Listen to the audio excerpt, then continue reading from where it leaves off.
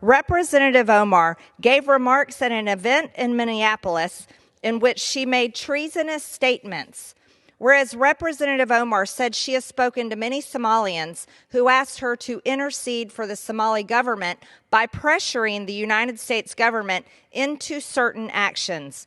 Whereas Representative Omar assured the Somalians she spoke to, the U.S. government will only do what Somalians in the U.S. tell them to do. They will do what we want and nothing else. They must follow our orders, and that is how we will safeguard the interest of Somalia. Look, if you're not happy in America, leave.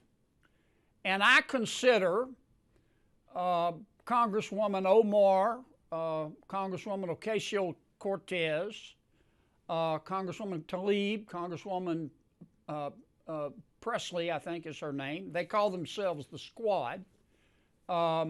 I consider them to be fools. What you just saw is exactly why so many of us are worried about the direction this country is headed. On one hand, you have patriots like Marjorie Taylor Greene and Senator John Kennedy who are willing to stand up and speak the plain, unvarnished truth. And on the other hand, well, you have a sitting congresswoman who seems to think her job is to represent a foreign nation from inside our own government. It's absolutely stunning to see it laid out so clearly. This isn't about political disagreements anymore, folks. This is about loyalty. It's about who you serve. Do you serve the American people who elected you, or do you serve a foreign interest? We're going to watch the full videos and break down every jaw-dropping moment. Believe me, you're going to want to stick around for this. Before we dive in, do me a favor, hit that like button, subscribe to the channel if you haven't already, and get ready to jump into the comments because I want to hear what you think about all this. Censuring Representative Ilhan Omar of Minnesota. Whereas elected members of Congress take an oath to bear true faith and allegiance to the United States without any mental reservation or purpose of evasion. Whereas Representative Ilhan Omar took an oath of allegiance to the United States upon becoming a citizen, declaring, "I absolutely and entirely renounce and abjure all allegiance and fidelity to any foreign prince, potentate, state, or sovereignty, of whom or which I have heretofore been a subject or citizen." Whereas on January 27, 2024, Representative Omar gave remarks at an event in Minneapolis in which she made treasonous statements. Whereas Representative Omar said she has spoken to many Somalians who asked her to intercede for the Somali government by pressuring the United States government into certain actions. Whereas Representative Omar assured the Somalians she spoke to, the U.S. government will only do what Somalians in the U.S. tell them to do. They will do what we want and nothing else. They must follow our orders, and that is how we will safeguard the interest of Somalia. Whereas Representative Omar continued, "For as long as I am in U.S. Congress, Somalia will never be in danger. Its waters will not be stolen by Ethiopia or others. Sleep in comfort knowing I am here to protect the interest of Somalia from inside the U.S. system." Whereas George Washington warned in his farewell address of 1796 to guard against the impostures of pretended patriotism, and further declared citizens by birth or choice of a common country, that country has a right to concentrate your affections. The name of American, which belongs to you in your national capacity, must always exalt the just pride of patriotism more than any appellation derived from local discriminations. Whereas these statements by Representative Omar clearly violate the oath she took as an elected member of Congress to defend and protect the United States Constitution. Whereas Representative Omar has exhibited the treasonous tendencies George Washington warned about, and her actions must be condemned by all members of Congress who adhere to the oath they took upon assuming office. And whereas by openly admitting her efforts to advance Somalia's interest using her position as a United States representative. Representative Omar has revealed herself to be a foreign agent acting on behalf of a foreign government. Now, therefore, be it resolved that Representative Ilhan Omar of Minnesota be censured. Representative Ilhan Omar forthwith present herself in the well of the House of Representatives for the pronouncement of censure.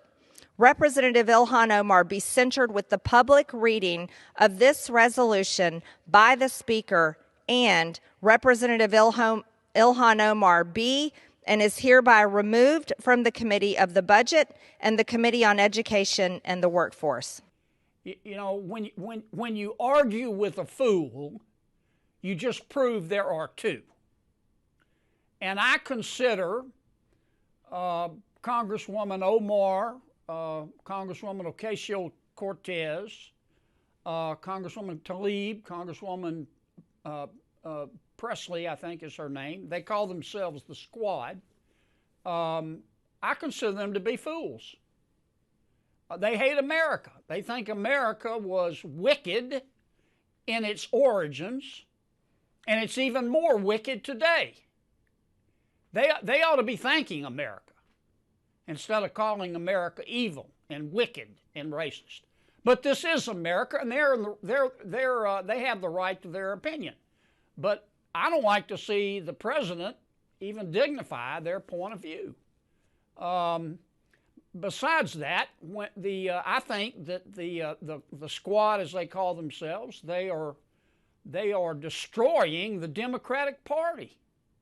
You know, when your opponent is screwing up, don't interrupt him. Let him go. I mean, just looking at this from a political standpoint, if I didn't know better, I would think the members of the Squad were GOP plants. I mean, they think that illegal immigration, socialism, higher taxes, abortion are all moral goods. They think America, Israel, free enterprise are moral bads. That's not what most Americans believe.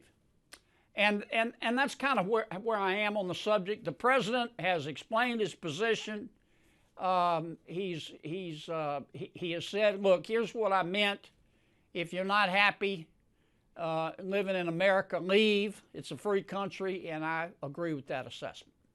All right, let's get right into this. First, let's talk about Marjorie Taylor Greene on the House floor. That opening line, Representative Ilhan Omar of Minnesota. That wasn't just a slip of the tongue. That was a targeted strike that set the stage for everything that followed. She was making a point right from the get-go. Where do your loyalties lie? And then she gets into the substance, reading from the actual resolution, and it is absolutely damning. She brings up the oath of office, which every single member of Congress takes. That oath isn't just for show. It's a sacred promise to bear true faith and allegiance to the United States. Greene is reminding everyone that these words have meaning, and she's holding Omar accountable to them. The quotes that MTG reads are just unbelievable. I mean, can you imagine a member of Congress saying, the US government will only do what Somalis in the US tell them to do? Or, sleep in comfort knowing I am here to protect the interest of Somalia from inside the US system? If that's not the definition of a foreign agent, I don't know what is. You're elected to protect the interests of your constituents in Minnesota and the United States of America, period. Full stop. The fact that this even has to be said is insane. Greene calling her a foreign agent isn't an insult. Based on those quotes, it's an accurate job description. And the consequences she calls for, censure and removal from her committees, are not just justified. They are necessary to protect the integrity of the institution. You can't have someone with that kind of divided loyalty on the Budget Committee, deciding how our American tax dollars are spent. Now let's switch gears to Senator John Kennedy. I love his style. He's got that calm, common-sense Louisiana way of just cutting through the noise.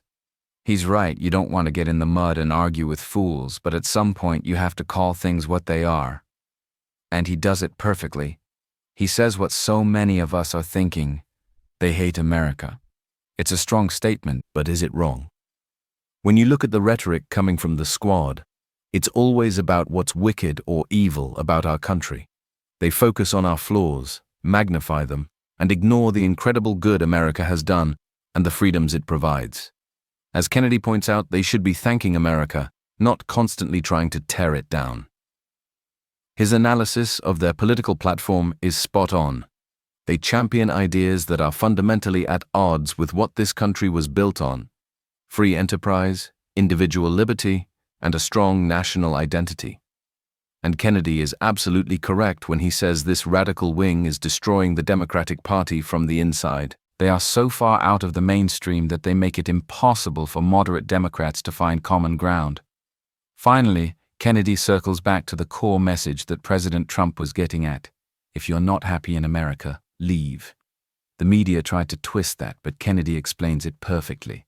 It's a free country. Nobody is forcing you to be here. If you genuinely believe this nation is as wicked and oppressive as you say it is, why would you want to stay, let alone govern it? So at the end of the day, you have two very different styles from MTG and Kennedy, but they're arriving at the exact same conclusion. There are people in our government who do not have America's best interests at heart. Thank God we have leaders with the courage to stand up and call it out.